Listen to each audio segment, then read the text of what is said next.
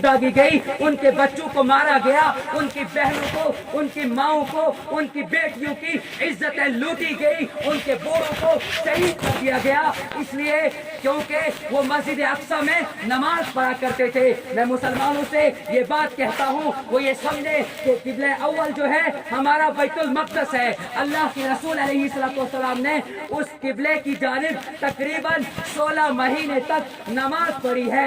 मैं आपसे पूछना चाहता हूँ, आज वहाँ पर जुल्म हो रहा है, आज वहाँ पर खून बहाया जा रहा है, क्या मुसलमानों को क़यामत के दिन ये बात नहीं पूछी जाएगी कि तुम्हारे सामने उनका कत्लेआम हो रहा था, तुम्हारे सामने उनकी बेटियों की इज्जत लूटी जा रही थी, तुम्हारे सामने उनके बच्चों को मारा जा रहा था, उनके बच्चों को काटा जा रहा था, उनके बच्चों को शहीद किया जा रहा था, क्या तुम जवाब दोगे? ये सवाल इस वक्त उम्मत मुस्लिमा के हर फर्द से है, हर बेटे से है, हर बच्ची से है, हर बूढ़े से है, हर माँ से है, हर बहन से है। पूरी दुनिया को अल कुदस का बच्चा बच्चा पुकार कर कह रहा है, कहा है मोहम्मद बिन कासिम, है कोई ऐसा इंसान जो हमारे बेटियों की हिफाजत करने वाला हो? है कोई ऐसा इंसान जो हमारी माओं की हिफाजत करने वाला हो? है कोई ऐसा इंसान जो हमारे बेटों को कत्ल करने से बचाए? लेकिन पूरी दुनिया में जब हम देखते हैं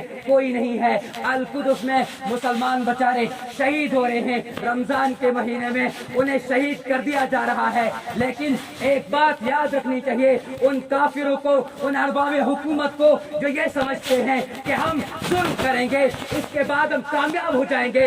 रब्बे काबा की कसम मैं कह सकता हूँ कि अगर पूरी दुनिया के काफिर जमा हो जाए और मुसलमानों को खत्म करने की कोशिश करें, रब्बे काबा की कसम काफिर मिट सकते हैं, लेकिन इस्लाम जिंदा रहेगा, मुसलमान जिंदा रहेंगे, कुरान पाक जिंदा है। लिहाजा उन काफिरों के लिए एक पैगाम है, वो ये समझ रहे हैं शायद मुसलमान कमजोर हैं, वो ये समझ रहे हैं शायद मुसलमानों के अंदर हिम्मत नहीं है, वो दिन दूर नहीं है। हमारी जिम्मेदारी है, हमारा पैगाम है, हमें अल्लाह ने इस काम के लिए भेजा है, हमें अल्लाह ने इस काम के लिए भेजा है कि हम दुनिया के कोने कोने पर, हम दुनिया के चप्पे चप्पे पर इस्लामी परचम लहराएं, दुनिया के हर कोने पर परचम इस्लाम को लहराएं। ये हमारी जिम्मेदारी है और हर कुफ्र को, हर तागूत को, हर बातिल को ललकारें कि तुम्हारी मौत आ चुकी। लिहाजा ये मुसलमानों के अंदर